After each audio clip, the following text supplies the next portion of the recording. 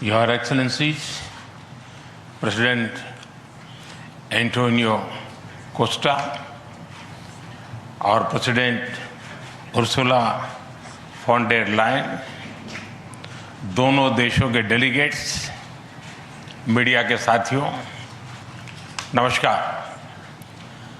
अपने दो करीबी मित्रों प्रेसिडेंट कोस्टा और प्रेसिडेंट von der Leyen का इस अभूतपूर्व भारत यात्रा में स्वागत करते हुए मुझे बहुत खुशी हो रही है।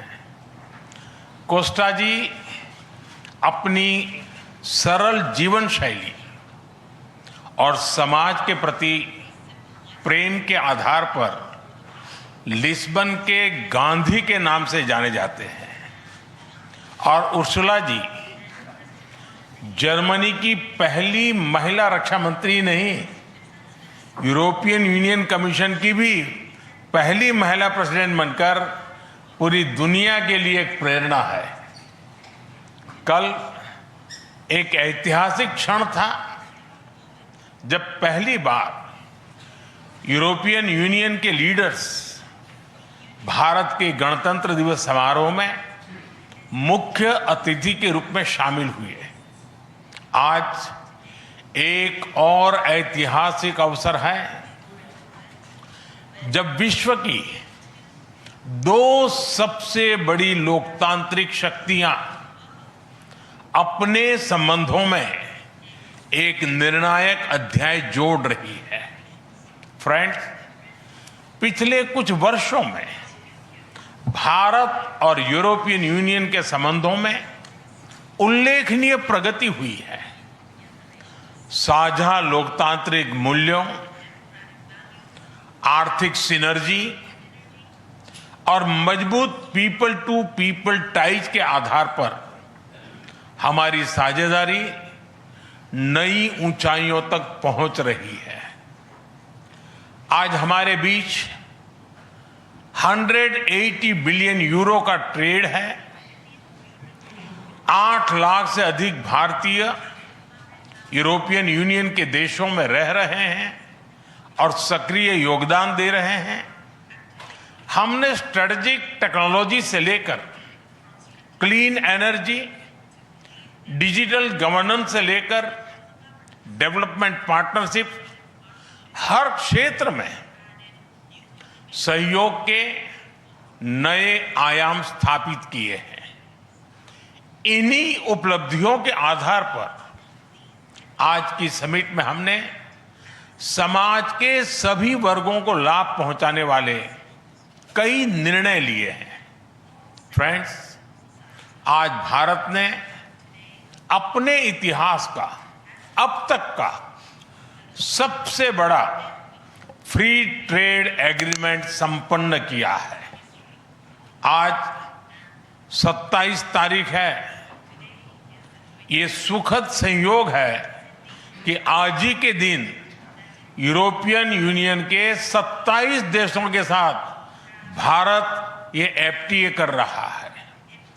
यह एक ऐतिहासिक समझौता हमारे किसानों, हमारे छोटे उद्योगों, इसके यूरोपियन मार्केट तक पहुंच आसान बनाएगा, मैन्युफैक्चरिंग में नए अवसर पैदा करेगा और हमारे सर्विसेज सेक्टर के बीच सहयोग को और प्रबल करेगा।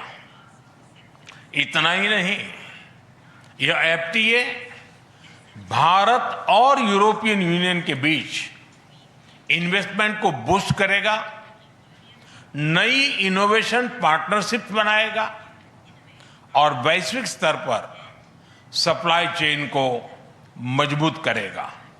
यानी यह सिर्फ ट्रेड एग्रीमेंट नहीं है, यह साझा समृद्धि का नया ब्लूप्रिंट है।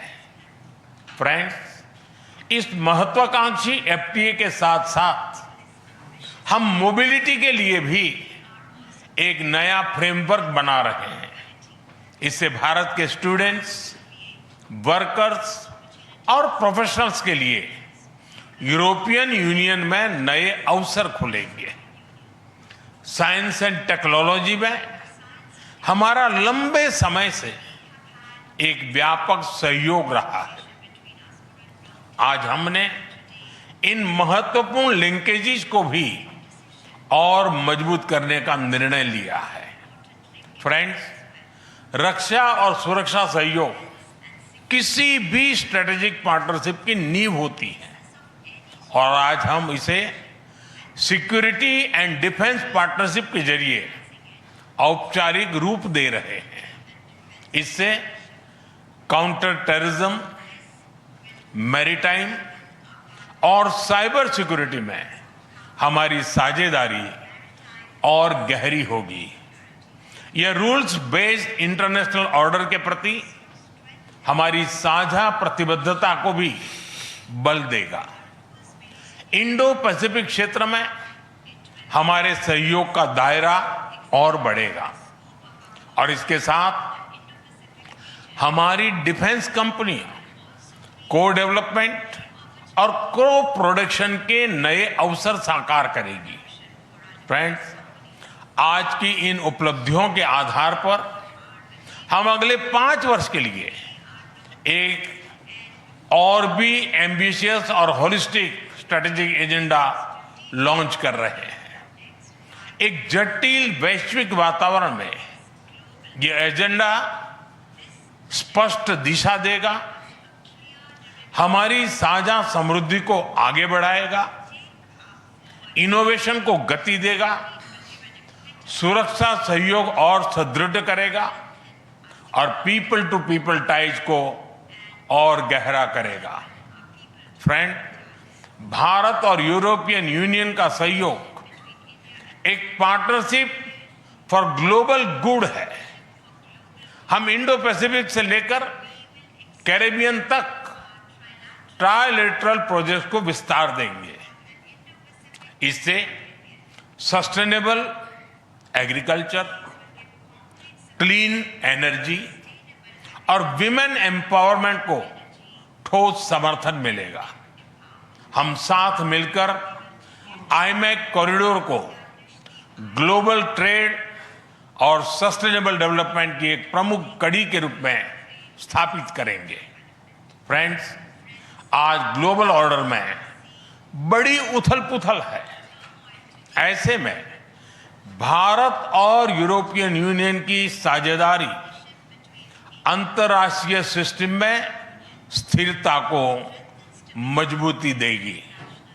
इस संदर्भ में आज हमने यूक्रेन, पश्चिमी एशिया, इंडो पैसिफिक सहित कई वैश्विक मुद्दों पर विस्तार से चर्चा की। मल्टीलेटरलिज्म और इंटरनेशनल नॉर्म्स का सम्मान हमारी साझी प्राथमिकता है। हम एकमत है कि आज के चैलेंजेस का समाधान करने के लिए ग्लोबल इंस्टीट्यूशंस का रिफॉर्म अनिवार्य है। फ्रेंड्स, राष्ट्रों के संबंधों में कभी कभी ऐसा क्षण आता है जब इतिहास स्वयं कहता है, यहीं से दिशा बदली, यहीं से एक नया युग शुरू हुआ। भारत की और यूरोपियन यूनियन की यह ऐतिहासिक समिट वही क्षण है। मैं एक बार फिर इस अभूतपूर्व यात्रा के लिए, भारत के प्रति आपकी मित्रता के लिए और हमारे साझा भविष्य के प्रति आपकी प्रतिबद्धता के लिए प्रेसिडेंट कोस्टा और प्रेसिडेंट फॉन डेर लायन का हार्दिक धन्यवाद करता हूं। Thank you.